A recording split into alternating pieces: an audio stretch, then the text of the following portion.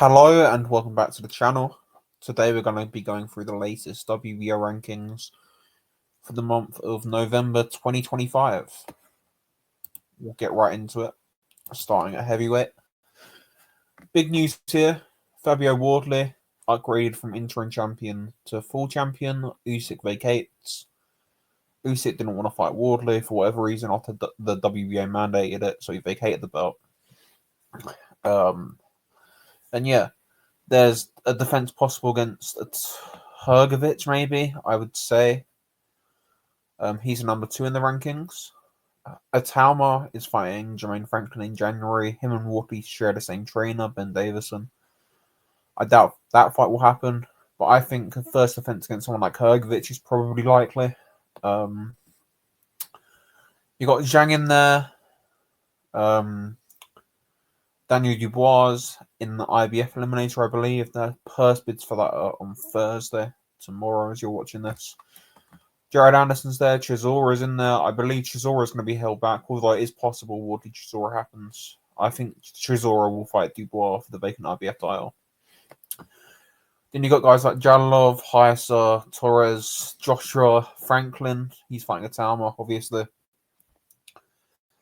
Riatpur just got a win. Ajagba Sirenko, who's not very good. I don't know why he's in there. Solomon Dacres should be in here above him. And Gustavo Trorillo.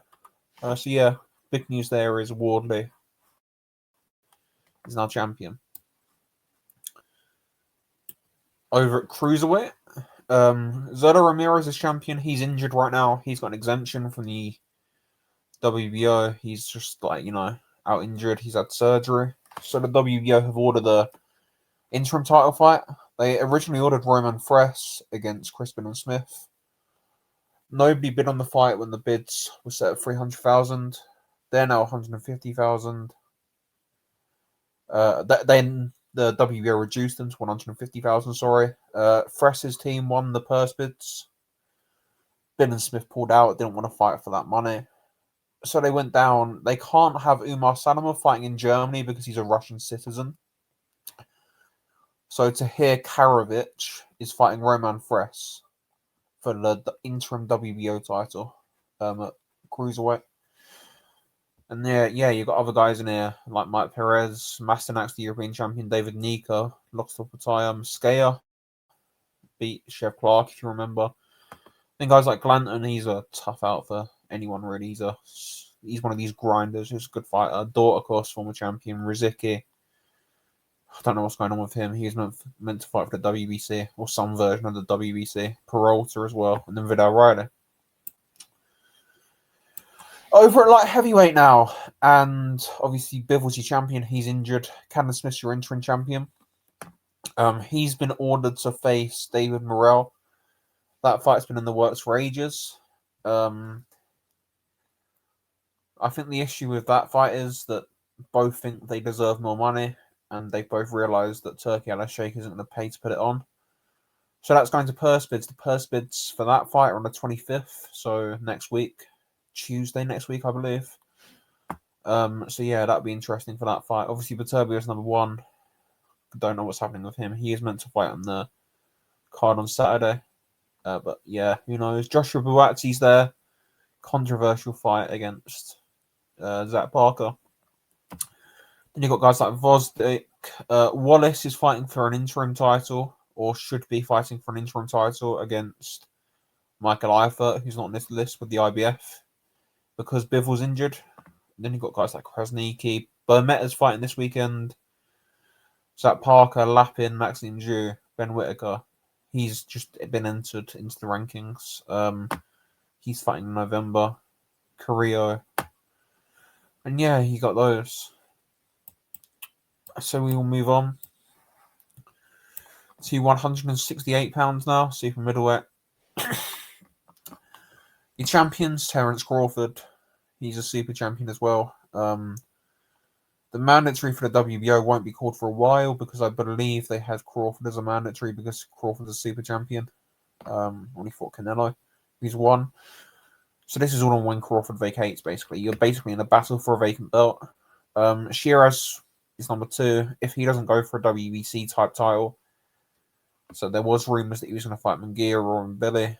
It doesn't look like that's going to happen because they're fighting each other. So I believe Shiraz will go for a vacant WBO. And then you got guys around here, so like Pacheco, Jacob Bank. He's fighting William Skull. Jacob Bank is, in I believe it's January. Begic, Zackenbauer, who I believe got a, or Zackenhuber, sorry, I believe he got a gift decision recently. Kevin Lele Sajo is fighting Diego Pacheco next month in early December.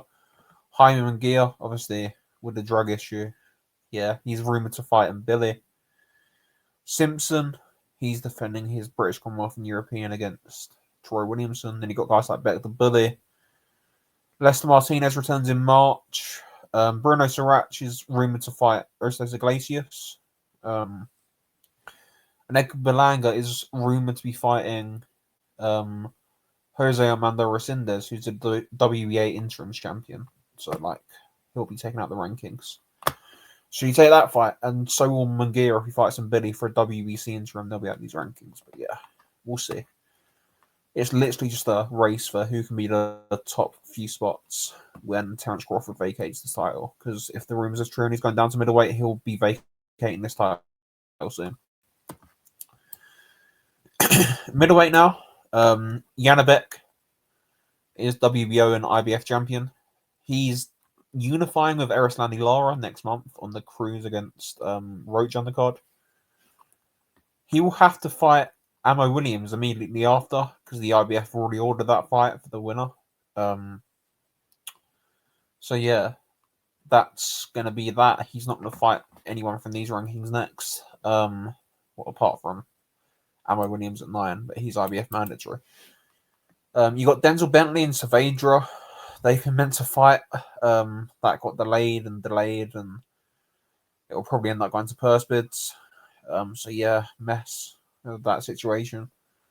That's the final eliminator. But then you've got guys like Galtieri, who's a former champion. Troy Isley's in there. Yoeli Hernandez, very good Cuban gold medalist. Milnicki's going to TKO boxing. He's fighting on Saturday, so I don't know what he'll do. Then you've got guys like Chikazian. Zarafa's fighting Nikita Zu, Amo, Kunamoto. Shaq Thompson's fighting Brad Balls. And then you've got guys like Cesar Mateo Tapia, McKenna. Derek Pomelou's, I believe, is in the final of the WBC Grand Prix. So, yeah, that's that. Super welterweight now. Xander Zayas is your champion. He's fighting Abbas Barao in January to unify with the WBA. Josh Kelly's number 1. He's fighting Mitch Rozaliev. Then you've got Jesus Ramos at 2. He's moving up to middleweight to fight Shane Mosley for an interim title with the WBC.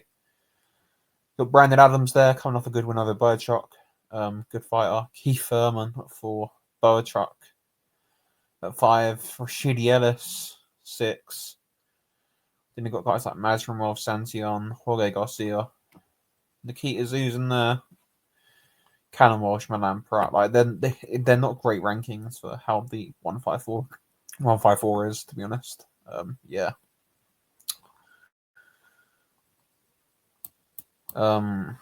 Over to welterweight.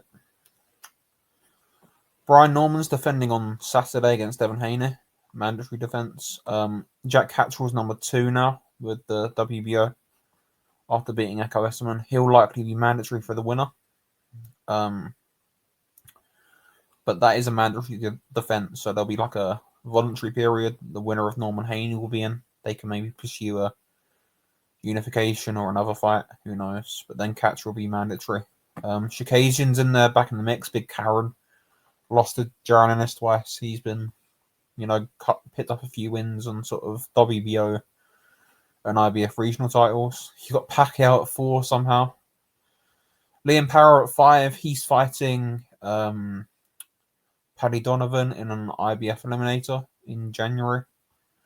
David Papo, he just lost to Liam Power in an IBF eliminator. Then you got guys like Tiger Johnson, who just had a big win. Polanco. Roach is rematching Raul Carrillo. 13 against 9. That would be a nice rankings boost. Gearsov, he's WBA mandatory. I don't know what's happening there. And then you've got guys like Conor Walker and Ricardo Salas Rodriguez. But yeah. We will move on to super lightweight. Teofimo Lopez, super champion. That mandatory isn't due for like September next year because he's the super champion. He beat Arnold Barbosa in the mandatory defense. He's rumored to be fighting Shakur Stevenson. Obviously, everyone knows who that is. But yeah, Keyshawn Davis is at 1. God knows what's happening with him. Then you got guys like Santiago, Lindolfo Delgado just won quote unquote an IBF eliminator against Gabriel Golaz in a fight that I and many others thought he lost. You got guys like Duarte, Alberto Puello's in the mix for the WBC. I believe he'll fight the winner of Smith against Matias. People think the Matias against Puello decision was a bit off, but you know, is what it is. Then you got guys like Barbosa. Emiliano Vargas is at 7 now. He's shot up the rankings after winning a WBO regional title on Saturday. Then you got guys like Aaron Famian. He lost to Adam Azine. Cedeno, he's a Olympian. Azim's somehow below Famian. Jermaine Ortiz, Jack Rafferty, Moran Mercado. 135 now, lightweight. Abdullah Mason and Sam Noakes, 1 and 2, fighting for the vacant on Saturday. Then you've got Gabe Flores fighting Joe Cordina in December, 4 versus 6. I believe the winner of that fight will be mandatory. The Argentinian kid Chavez is in there, but I don't know how bad that's going to be. Like, I don't know if he'll get in the way. Zepeda's still in there. Albert Bell, he signed with MVP. Shuitsugi, he's just a great action fighter at number 8. He had a mad fight last year. If you haven't seen it, like both men were down multiple times. He's not going to be like a world level guy, but he's definitely one to watch. He's like really fun to watch. Yadier Herrera, Jesus. Lucas Bardi, Terry Zuron, Joshua Pagan, Muafo. Mitchell Smith's in there. He just won the WBO European against Arnie Dawson. I believe he'll fight Louis O'Doherty for the British. And then you got Cameron Vong, who's rematching. Oh God, what's his name? He's rematching the guy people thought he lost to. Welsh kid, former British champion. God, name escapes me, but those who care will know who I mean. Moving over to 130. Big news at 130. Emmanuel Navarrete is fighting Eduardo Nunes in a unification. They paid Charlie Suarez to step aside. He will be mandatory for the winner, I believe. So yeah, I'm really happy. That fight's a great fight. I'm happy it's happening. Navarrete against Navarrete against Nunes, sorry. But then you got guys in the mix. You got Liam Wilson there, obviously dropped Navarrete. Kenichi Ogawa, former champion. Cortez Magsayo's fighting a WBC eliminator. God knows what's going on with Ray Ford. He should be fighting Zalbek, the Kazakh, who used to train with Billy Nelson, I believe. That'd be an IBF eliminator. And you've got guys like Luis Alberto Lopez, former champion. Hernandez took Oshaki Foster 12 rounds, lost in the 12th round dramatically. You've got guys like Royce and Barney Smith, Henry LeBron, Zoltan Zalbek, who should be fighting Ford. And then, yeah, decent little division. Featherweight now, Rafael Espinosa. He just beat Arnold Kagaya. And Elijah Pierce is fighting in the next few days. It's either this weekend or next weekend. If he wins that, he will likely become mandatory. Obviously, Figueroa's WBA mandatory. He's going to fight Nick Ball.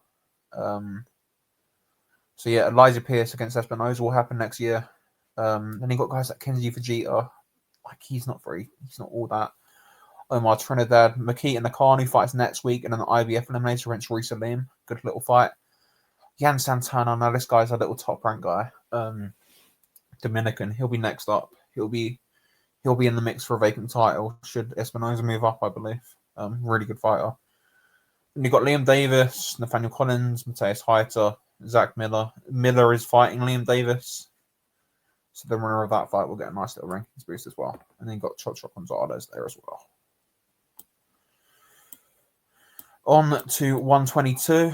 Now, like I said before, this is sort of an arms race for the number 1 and number 2 spot. Obviously, Inoue's your super champion. Nakatani's number 1. They're going to fight next year. Obviously, they've got fights in December. Then they'll fight in May. I believe if Inoue wins that, he'll be straight up to featherweight. If Nakatani wins that, he might have one more at super bantamweight, then go up. All depends. But like in 12 months' time, I believe this belt will be vacant, and you're looking at who's going to fight for it. Carl Martin will be 1, I believe. Then it's whether Gibbons moves to Palais away. I believe he will. So maybe you get Neri in there fighting Martin for the title. Maybe it's Shimamatsu. I don't believe it'll be Shevkov. He'll go the WBA route. Ankahass is fighting Ryosuke Nishida in an IBF eliminator. Then you've got guys like Picasso, Subaru Murata might get that push. Sebastian Hernandez is fighting Junto and McGrail. And yeah, it's just an arms race in that number 1 spot, the number 1 and number 2 spot. We will move on now to bantamweight itself. If my thing wants to go over, there you go. Christian Medina just won the title against Yoshiki Takai, upset win, which I called. I was quite happy with that one. So yeah, he's champion. Estrada, the legend, is number 1. I believe you might see that fight. I don't know if you will. Hopefully you do. I think Estrada can win that fight. Landy and Jekske, I don't know how you pronounce that name. He's fighting for the vacant IBF title against Jose Salas Reyes in 9. So they'll be removed from the rankings. Next rankings. They're fighting on December 13th for the vacant IBF. Former champion Takai is at number 3. Andrew Kane at number 4. Arzi Cortez, 2-time title challenger, I believe. He's in there. Basuda, he's fighting next week. Quadras, he's fighting next week against Tsuboy, 14. Tsuboy is the amateur gold medalist. Only 2-0, and he's fighting Carlos Quadras. So the winner of that fight will get a boost. Akitsugi's in there. Really good fighter on Pro Box. Just beat the former 2-time title challenger at Astrolabio. Then you've got guys like Raymond Gabayo. He fought Denaire, lost to Denaire. And then you got like all these other guys in there, you know how it goes. But yeah, this is interesting division. Maybe they hold out Medina for the 115 champion, Bam Rodriguez, who is one of my favorite fighters in the world. He is unifying on Saturday against Fernando Martinez. Again, just won a WBO title against Cafu. So yeah, this is another belt which you're waiting to go vacant because Bam said he's got 1 or 2 fights left at 115. So you've got Velasquez there, Kurihara there. Maloney, I believe, is going the IBF route. Cafu's still in the mix. Cordova has actually moved down in weight. He's fighting an IBF eliminator this Saturday. Ioka's moved up in weight. You got Charlie Edwards in there still. Vince Paras, he's fighting an IBF eliminator as well. But yeah, it's a weird division, 115. Definitely in transition once Bam goes up. And you're waiting for guys at 112 to move up to it, I believe. 112, Anthony Lasquaga, he just beat his mandatory Juan Carlos Camacho. So that's been handled. He's in a voluntary stage. He was meant to fight Lemura here, number 12. Lemura actually pulled out of that fight a couple of days before the press conference, or like a couple of hours before the press conference even. So he's now fighting Taku Kurihara. Kurihara has lost twice, both times to Saigo Yorikui. Fought for the WBA title on the Inoue Neri undercard. Akui's in the mix. He's back on the same card as Olasquaga Kurihara. He's in a 8-rounder on that card. You got Mosqueda here, Ioane Mosqueda. He's a really good fighter, unbeaten Mexican. He'll be in the mix for a vacant title. Should Olasquaga move on, or a mandatory spot, I believe. Tobias Reyes, he lost an eliminator for the IBF against Felix Alvarado recently. But he's really active. He's defending this WBO Latino title and getting these rankings. Rivera and Gonzalez are fighting each other. 7 versus 8. That's on the Amanda Serrano on the card in January. AJ Pasiones, great fighter. Cordova, former title challenger, and there you are. That's about all of it, really. Junior flyweight, the champion's Rani Santiago. He will fight Kyosuke Takami on the Odasquaga card to unify with the WBA. Should Takami win that fight, this belt is going vacant straight away. So you're basically looking to see who's going to fight for the vacant. Eric Padillo's in there. He is highly ranked for the WBC as well. He's fighting, I believe he's fighting Elwin Soto soon on a pro box show. Valadares, former champion at 105. Iwata used to hold this belt. He lost to Santiago, but he bounced back with a win over former title challenger at 105, Kano Hernandez. Araneta, he's in the mix. Taniguchi, former champion. Azel Villar, Ara Andalez, Owen Soto. Diakira, he's at 15. He's just come in. He's a ridiculous prospect, but I don't know why he's been so inactive recently. Obviously, Andrew Acosta, former champion. So, yeah. This division's... It's weak, if we're being totally honest.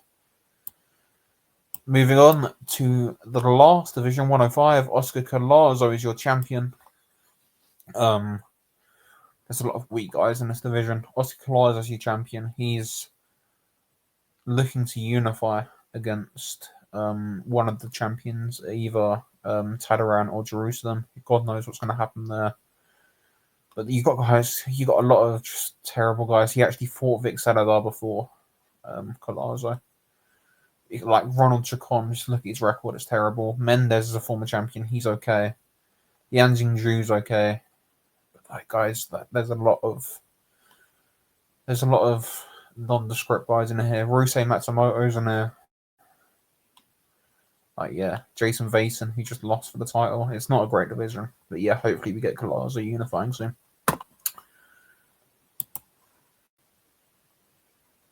But yeah, that was the WBO rankings for November 2025. Thank you for watching.